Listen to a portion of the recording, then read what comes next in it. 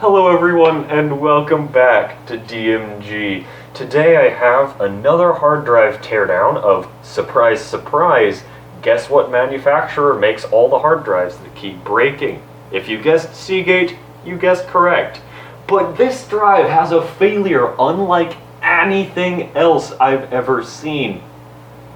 I call it the black hole.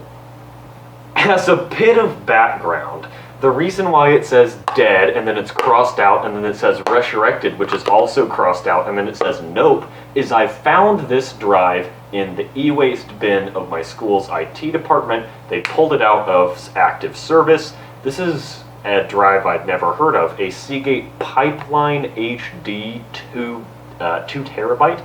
But pretty much every Seagate drive is literally just a Barracuda with a different sticker slapped on it. I popped it in my computer and I saw that it had a good amount of bad sectors. I think it was like 3,000 reallocated sectors, which is a lot. But if I find a drive that is starting to fail but still works and has a high capacity, or it's a really well-built drive, then I'll use it as a backup drive in one of my servers. Like, for example, I have a ton of these still sitting around, these 2006 to 2008 Hitachi Ultrastars. I have 4 of them actively deployed, this one included, that I just pulled out to show you. One of them's actually IDE, but the rest are SATA. These are great drives, they're built really well, but they are like a decade and a half old, so they're starting to fail. And some of them have some bad sectors, but otherwise they're really great drives, and they're good for backup. So that's what I was going to do with this drive. It was just going to be a backup drive, but I ran my first backup. I saw the drive had 500 or so gigabytes of it filled. I checked the drive, but it appeared that there weren't any files on it. So I thought, that's odd. So I ran the backup again, and no more files appeared on the drive. And I was like, wow, this must be a really awful bug in my backup software. So I tried copying some files to it in File Explorer. And after I'd copied the files to the drive, File Explorer said that less of the drive was free now, but the files weren't showing up. So I turned on Show Hidden Files, and they still weren't there. Popped it in a different computer running Linux, still weren't there. Ran check disk, said nothing was wrong with the drive. So basically, you put files on this drive, and they just disappear. Obviously, the drive knows that more files are being put on it, and Windows also reads from the drive how much is on it, but it's so corrupted that it can't even read any of the files on it. So it's definitely time for this drive to meet its screwdriver-filled fate. This is a Seagate Pipeline HD 2 terabyte. I've never heard of the Pipeline HD series, but it doesn't matter at all because pretty much every Seagate drive is just a Barracuda with a different sticker on it. Date code of 13464, so that would be a mid-2013 drive, and this is when they started to get a bit cheap, and their controller boards got really small. We have the standard Seagate motor here, and with its thickness, it looks like it might have 2 or 3 platters, and given its 2 terabyte capacity, you actually would need a fair amount of platters for that. So I'm actually expecting this drive to have a good amount, so that should be pretty interesting. First, we'll start by taking off the tiny screws on the controller board. They actually have very, very small Torx heads that aren't the size of the screw heads on the rest of the drive, which is unfortunate because I actually can't find a bit. And here we go. Okay, I did find a bit. There's nothing on this. Oh my god, that's the most bare controller board I've ever seen. And yes, as time goes on, technology gets more efficient, and you can put it in a smaller space, and you can combine multiple components into one IC, But this, even for a modern drive, is pretty bare. You've got your motor control IC, your main controller, which I will give them that it is heat sinked to the drive chassis, so that does keep it cool. And we have some memory. What is this? So it's a Hynix chip with 16 megabytes. So that's pretty standard, a 16 megabyte cache chip. Very little else I can say. Oh, so interesting. Let me zoom in a bit. So you should be able to see right here, it looks like there is some significant corrosion, or at least wear on the PCB. And obviously that doesn't have to do with the platter corruption, but I wouldn't be surprised if this corrosion on the heads is interfering with the reading of the data that's actually on the disk. This drive also weighs literally nothing. It is so light.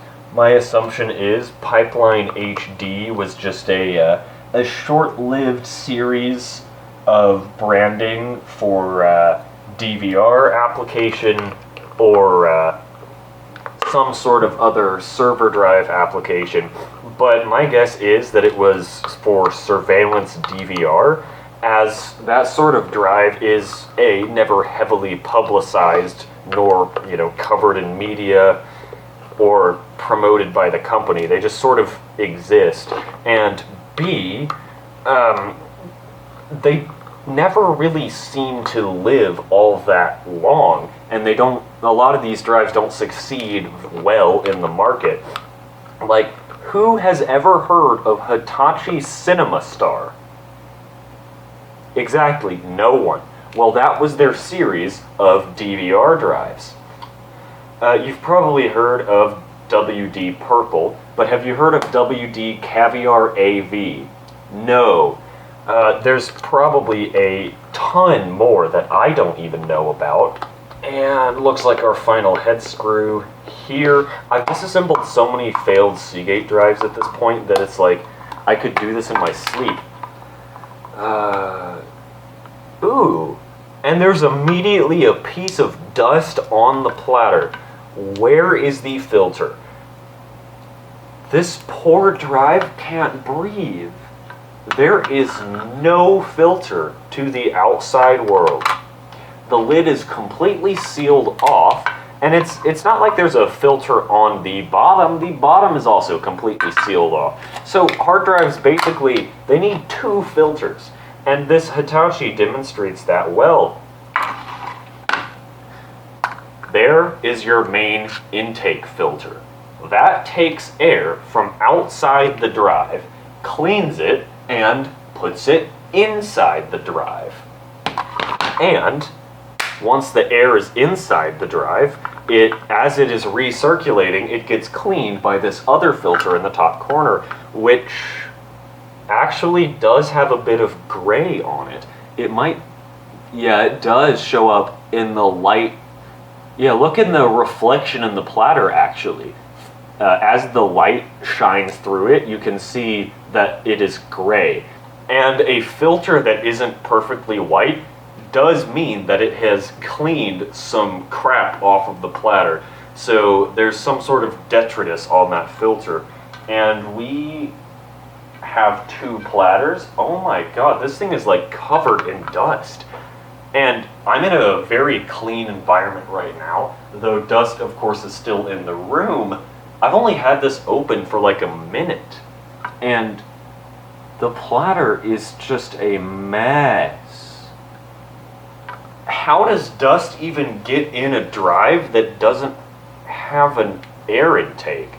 Well, we do have this metal baffle, and that is for airflow purposes. Yeah, this drive is astonishingly poorly built. The thing is, like, this isn't a consumer-grade drive. I can excuse, to some degree, a drive built like this were it a consumer-grade drive. But no, this was marketed, if it was a DVR drive, to 24/7 operation and extreme reliability. Does this scream 24/7 operation and extreme reliability? No, it doesn't. Look how cheap and thin and poorly machined as well the head assembly is. That does not inspire any sort of confidence, and neither do the very small, thin magnets. Although, I will say, this board that holds the head assembly edge connector onto the little pins that it presses onto the PCB with, that being metal is, although an unnecessary step, a very good one. But if the rest of the drive was built well, maybe that would make sense, but currently it does not. Let's get these little metal baffles off so we can take a closer look inside. These metal baffles use the same size screw as the controller board, which was a slightly smaller screw size than, oh, just scratched that platter up, slightly smaller screw size than the actual chassis of the drive. So yeah, no obvious head crash at first glance, but it could be like that last Seagate drive we tore down, where there's actually only a head crash on one side of one of the platters. That was odd. Okay, so this is actually... So that's aluminum, or aluminium, as some of you will insist in the comments.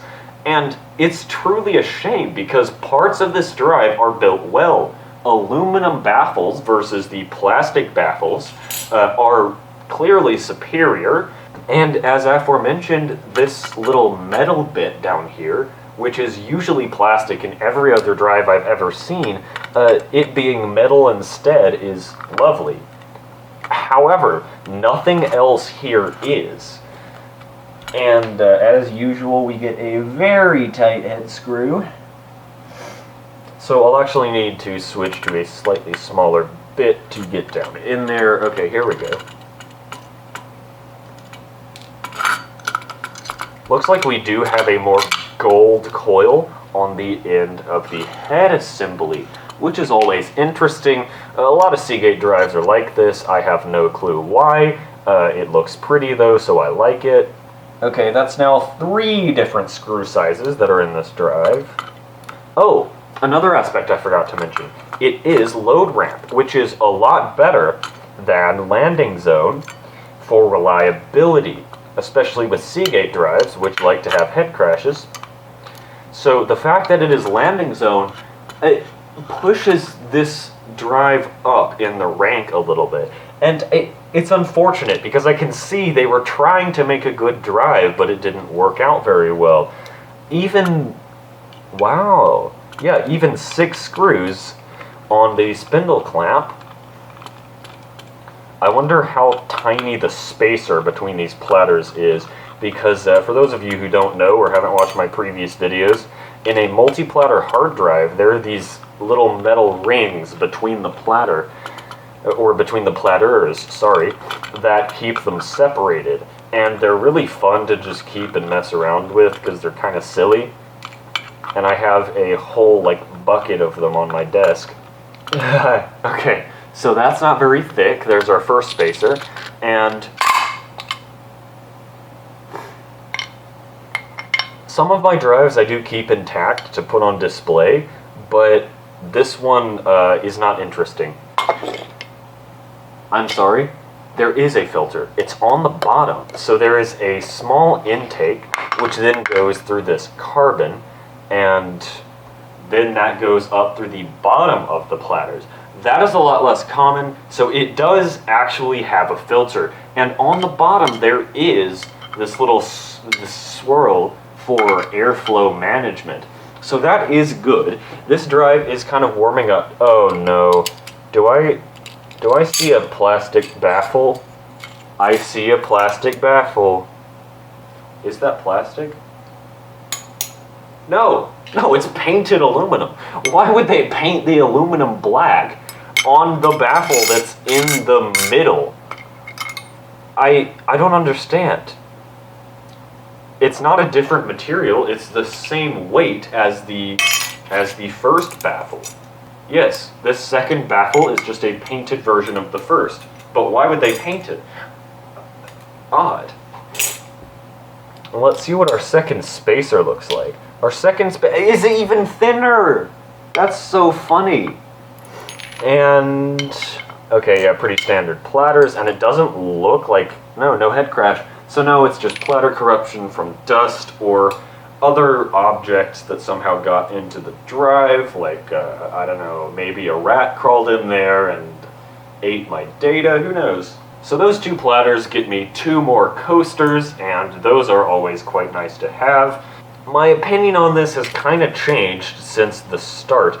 It's obvious that they were trying to make a good drive here, but it just didn't work out.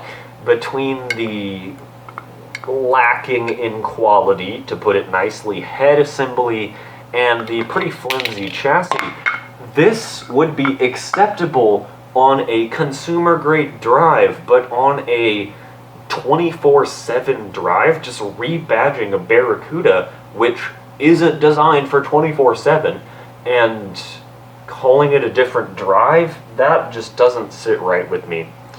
But that is where I'm going to wrap up this video. I hope everyone enjoyed or learned something. And although that's it for this video, I hope you'll consider joining me next time or checking out some older content on my channel. But for now, that's it.